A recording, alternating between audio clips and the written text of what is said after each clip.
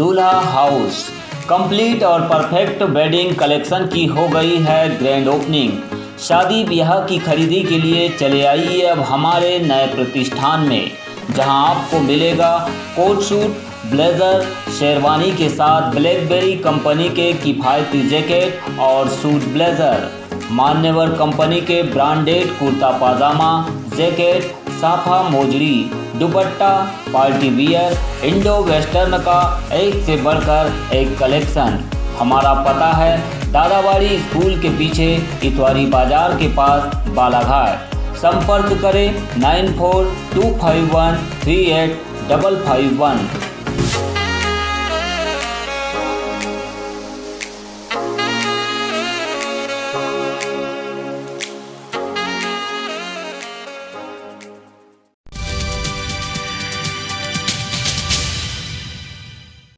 बैहर क्षेत्र के बिरसा तहसील के अंतर्गत भूतना गांव में बीती रात 9 बजे करीब दुकान में आग लग जाने से 2 लोगों की मौत हो गई। घटना की वजह शॉर्ट सर्किट को बताया जा रहा है। जानकारी के अनुसार बिरसा थाना के भूतना में संचालित हरिओम किराना दुकान में करीब 9 बजे शॉर्ट सर्किट की घटना से भीषण आग लग गई। घटना के दौरान दुकान संचालक भवानी शरणागत और दुकान में कार्यरत मजदूर बिसरू बैगा भी अंदर थे, जो इस आग की लपटों से बुरी तरह घिर गए। इससे बिसरू की मौके पर ही मौत हो गई, जबकि दुकान संचालक को गंभीर अवस्था में उपचार के लिए बालाघाट से गोंदिया रेफर किया गया, जहां उपचार के दौरान उसकी भी मौत हो गई है। घटना की जानकारी मिलने पर बिरसा पुलिस ने मौके पर पहुंचकर दमकल वाहन की मदद से आग पर काबू पाने का प्रयास किया, लेकिन कड़ी मशक्कत के बावजूद भी बिसरू को नहीं बचाया जा सका। वही भवानी शरणागत को गंभीर अवस्था में दुकान से बाहर तो निकाला गया, लेकिन उपचार के बाद उसकी भी गोंदिया में मौत हो गई। इस घटना से पूरा गांव शोक में डूबा हुआ है।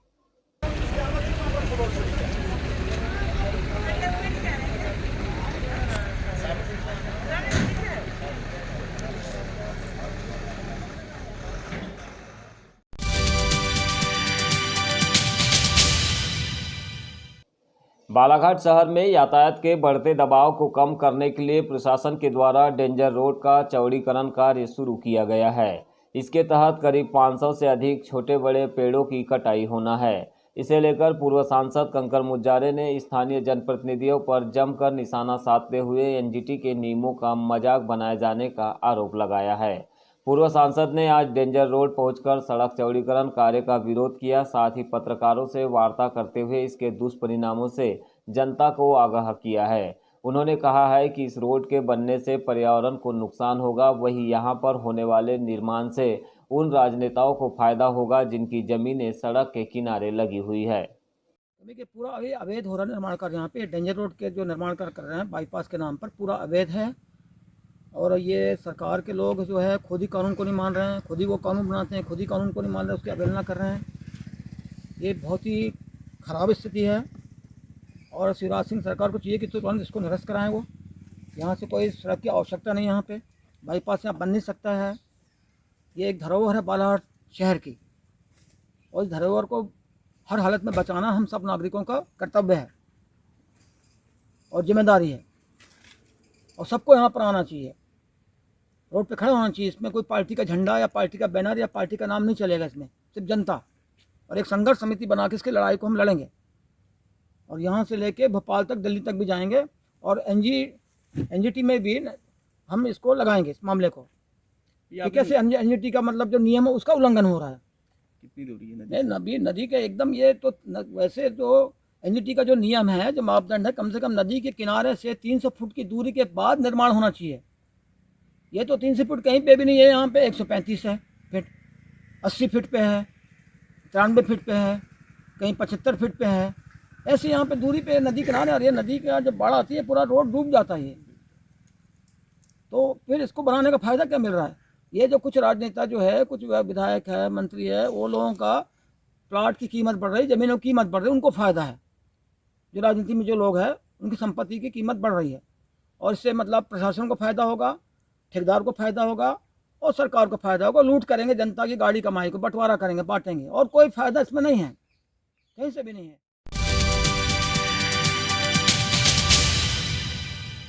बैहर क्षेत्र के विधायक संजय उइके ने आज ग्राम बीजाटोला में किसान संगोष्ठी के माध्यम से किसानों की समस्याएं सुनी और निराकरण के लिए आश्वस्त किया है।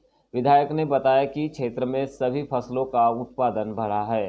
पहले क्षेत्र में छत्तीसगढ़ से सब्जियां पहुंचती थी, लेकिन धीरे धीरे क्षेत्र के किसानों ने सब्जियों की खेती को भी अपने रोजगार का माध्यम बनाकर इस समस्या से निजात पाया है। वहीं गेहूं की खेती करके भी इसके उत्पादन को किसानों ने बढ़ाया है। विधायक ने इसके साथ ही समर्थन मूल्य पर शुरू होने जा रहे धान की खरीदी को लेकर भी किसानों से चर्चा की।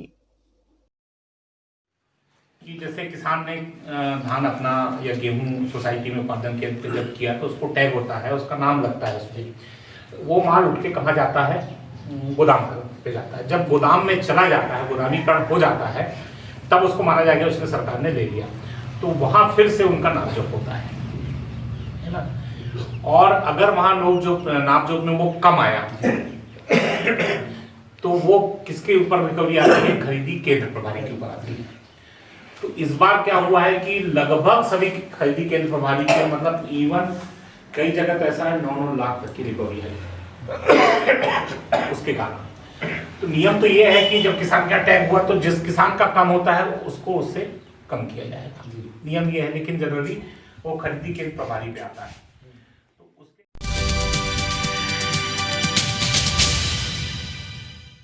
उत्कृष्ट विद्यालय के खेल मैदान में चल रहे 3 दिवसीय आदिरंग उत्सव के दूसरे दिन भी लोगों ने आदिवासी संस्कृति, कला और पारंपरिक नृत्य का जमकर लुत्फ उठाया। शाम 6 बजे के बाद लोगों की भारी भीड़ आदिवासियों की शिल्पकला और चित्रकला को देखने उमड़ी।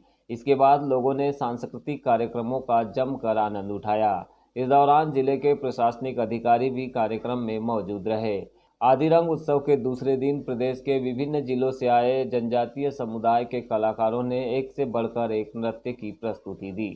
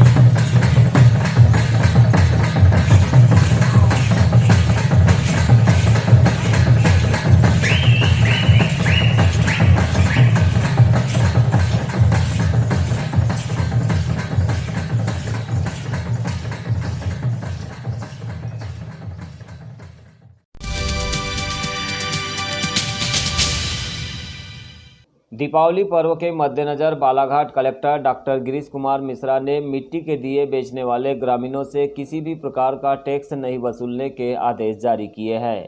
नगरपालिका और नगर पंचायतों के अधिकारियों को निर्देशित किया गया है कि वे ऐसे लोगों को असुविधा न हो, इस बात का भी ध्यान रखें और उन्हें प्रोत्साहित भी करें। कलेक्टर के इस आदेश पर लालबर्रा क्षेत्र के सरपंच अनीस खान ने ठेकेदारों को पत्र जारी कर पंचायत क्षेत्र के अधीन कुम्हारों से किसी भी प्रकार की कर वसूली नहीं करने कहा है। हुआ कि कोई भी बाजार में किसी भी प्रकार का उनसे टैक्स या कर ना लिया जाए। उसी तारतम्य में जो है हमारे ग्राम पंचायत पांडरवानी लालबर्रा के द्वारा आज जो है ठेकेदार को एक पत्र जारी किया गया है और कुम्हारों को इसकी सूचना दी जा रही है कि कोई भी कुम्हार समाज के जो मिट्टी का दिया बनाएंगे इनसे किसी भी प्रकार का कोई टैक्स या कर किसी भी प्रकार की वसूली ना की जाए।